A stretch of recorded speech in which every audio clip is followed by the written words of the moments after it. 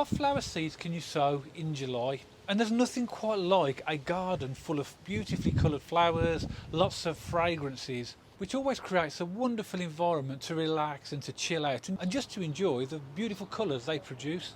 And when we get to July, a lot of the flowers that you would have sown a little bit earlier in the year are now starting to bloom. But there's no need to stop there, because there are certain flowers you can still sow in July to extend the flowering period right through the summer into autumn and beyond.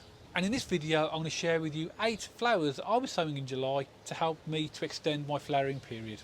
I hope my choices give you 1 or 2 ideas. It'd be also fantastic to know what flowers you're sowing in July, and if you could add a comment below and share that with others, then that might help to give people, including myself, 1 or 2 ideas. Now, my first choice is an absolute classic, and I know this is a very popular flower with many flower growers, and that is Calendula. This is a variety called Art Shades Mixed, and I was really drawn to the pastel colours of this particular variety. Now, I have got earlier sowings of these already in the flower garden, and they're just starting to bloom. But what I really like about Calendula is the contrast that these flowers give compared to others. And July is another fantastic time to sow Calendula. In fact, these can be sown directly outside right up to August. Now, with any seed that you sow outside, a lot of it is down to the ground preparation, so you'll need to make sure that your ground is well dug and you've got a good fine tilth just to help the seeds to germinate.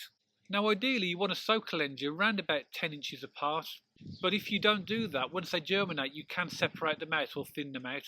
They will germinate after 7 to 10 days. Now, in July, because of the temperatures, they're likely to germinate quite quickly, typically 7 to 10 days. So calendula is a fantastic choice of flower to sow in July. Now, if you've seen any of my previous videos in relation to what flowers to plant, and I've mentioned pansies, and they're another brilliant flower to sow in July.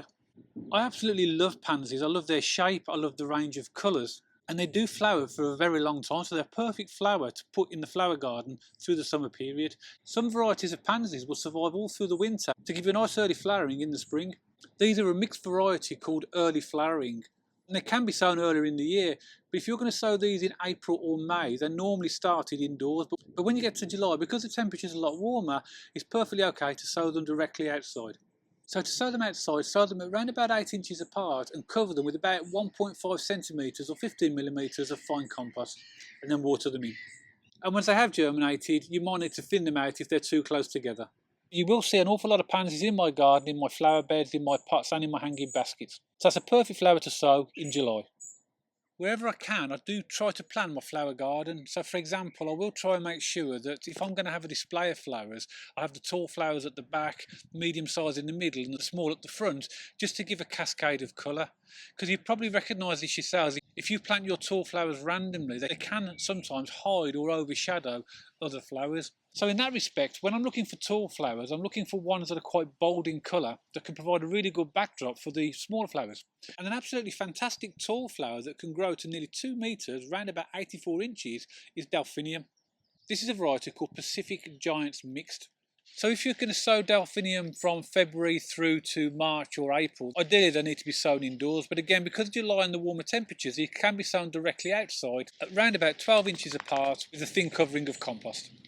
Now, another variety of flowers that provides an excellent backdrop for other flowers is Larkspur, and you won't be surprised to know this is another mixed variety of flowers, and this is called Giant Imperial Mixed. And these can be sown anytime from March through to the end of September, so July is a good month to put some more Larkspur in.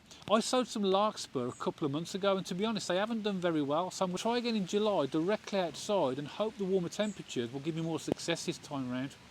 So if you're going to sow these directly outside, sow them in rows round about 12 inches, 1 foot apart, and then when they get large enough, sow them to a distance of round about 10 inches between plants to give them the space that they need.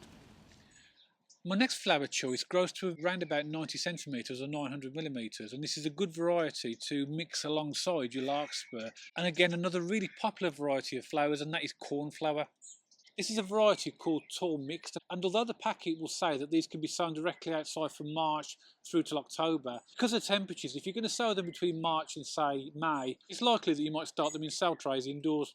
And of course, when we get to July, these can be sown directly outside. So when you are sowing cornflower, sow them about 12 inches apart, give them a good covering of multi-purpose compost and water them in. They should germinate within 14 to 28 days.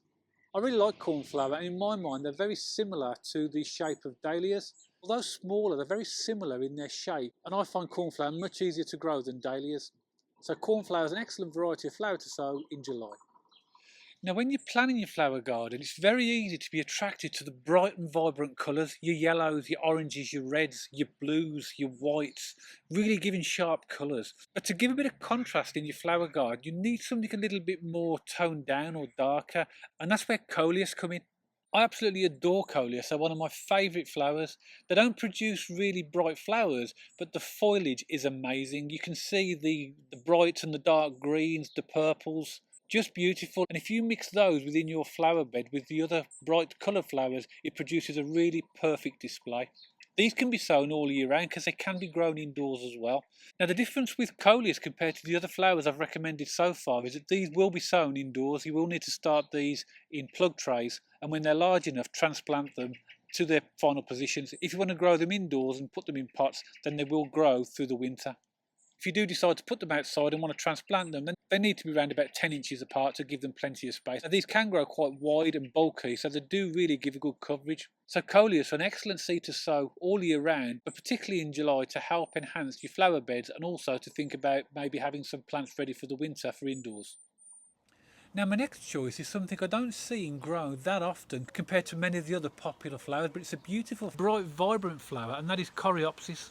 This is a hardy perennial and it will flower in the first year, and this can be sown indoors anytime from February to April, but when we get beyond May, June, July, it can be sown directly outside. So if you haven't tried Coreopsis before, definitely try these because I think you'll find they'll add something different to your flower garden. As with all the other seeds that you sow outside, much of it requires good ground preparation to increase the possibility of germination, and Coreopsis are no different. If you are going to sow these, sow them in rows 8 inches apart, and when the seeds have germinated and they're large enough, you can separate out to give them their final positions of round about 12 inches apart. And my final recommendation is another hardy perennial, and one that I've been growing for the first time this year myself, and that is CATANACHE. As you can see on the packet, this is one of those flowers that are recommended by the Royal Horticultural Society as a really good pollinator, so they're great to have in the garden. The reason I selected these flowers was because of the shape and the colour. That's often the main choice of flower. I do sometimes go for fragrance, but I really like the look of this flower. So I did have an earlier sowing there, which I started indoors in March, and they're in the garden at the moment and just about to flower. They don't grow as tall as the larkspur or the delphinium, but they'll grow to around about 60 centimetres, 600 millimetres or 2 feet. So they're a nice flower to have in the middle of your garden, in between the larger and the smaller flowers. If you want to sow these before May, they would need to have been indoors, but now anytime from May to July, they can be sown directly outside. In their final positions, they need to be about 25 centimetres or 250 millimetres apart. I will do a video later in the year to show you what these look like. They are growing quite well at the moment, they're not quite flowered yet. But there might be a flower to give a try if you've never tried them before. For those of you who watched my last flower video will notice Max appeared in the video for the first time. Max is our bulldog puppy that we got about a few weeks before I filmed that video, and I had quite a few comments asking if you could give us an update on how he's progressing. Well, as you can see, he's getting larger, as dogs do, and he's quite happy chewing away on his stick as I'm filming this video. So there you have my 8 suggestions for flowers that you can sow in July, and I hope through the video you've seen that there's no need to stop sowing your flower seeds in July, and there's lots of ways in which you can prolong the flowering season. July is also a good time to take cuttings of things like fuchsias as well, so if you have got fuchsia plants and you want to take some cuttings, that's maybe something else that you might think about doing as well. I hope you've enjoyed the video and it's given you 1 or 2 ideas. And as I said at the beginning of the video, I'd really love to know what you're sowing in July. So if you are sowing flowers in July that I haven't covered in the video, then pop them in the comments below to share those ideas with others. So I'd like to thank you very much for watching the video, which I hope you've enjoyed. And if you did, don't forget to give it a thumbs up. And if you want to subscribe to the channel for future videos on how to sow and grow fruit and veg and flowers and 1 or 2 recipe ideas, don't forget to press the subscribe button. And I'll see you all on the next video.